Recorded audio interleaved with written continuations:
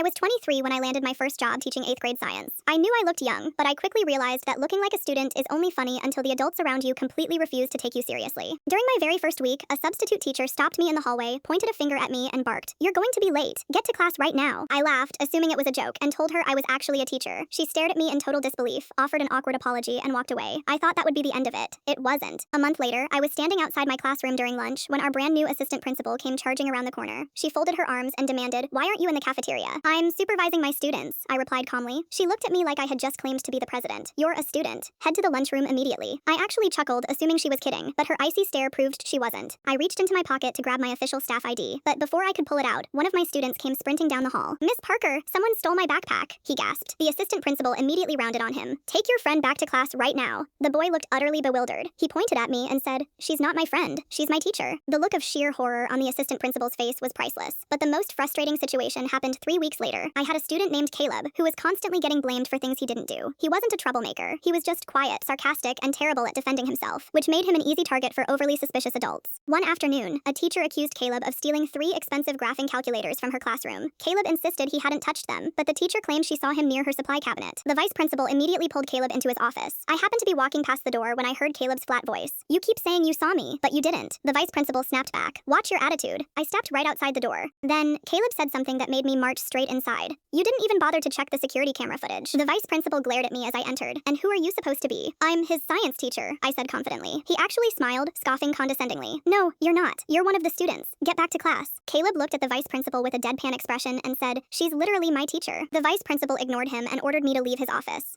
So, I walked out, but instead of returning to my classroom, I marched straight down to the campus security office and demanded to see the hallway footage. At first, the security guards refused, but then I whipped out my staff ID and pressed it against the glass. 5 minutes later, we were scrubbing through the footage. Sure enough, there was Caleb, simply walking past the classroom in the hallway. He never even stepped through the doorway. But 20 minutes later, the footage showed the accuser, the other teacher, walking into the room carrying a box. She went straight to her supply cabinet, loaded the calculators into the box, and walked out. I immediately brought the video evidence directly to the principal's office. She called everyone involved into her room. The moment the video played, the teacher who accused Caleb burst into tears. She hadn't stolen them, of course. She had simply moved the calculators to another room for a project and completely forgotten about it. They were sitting in a cabinet less than 30 feet away the entire time. Caleb was completely cleared. The principal offered a sincere apology to Caleb for jumping to conclusions. Then, she turned to me and said, "I'm so sorry we didn't take either of you seriously." As we walked out into the hallway together, Caleb leaned over and whispered, "Guess we're both invisible." I smiled and told him, "Maybe, but next time someone accuses you of lying, make them prove it." He grinned. From that day on, every single time another adult mistook me for a student in the halls, Caleb would walk past them, look them dead in the eye, and say, "Be careful, she can grade you." Honestly, it was the best defense I ever had.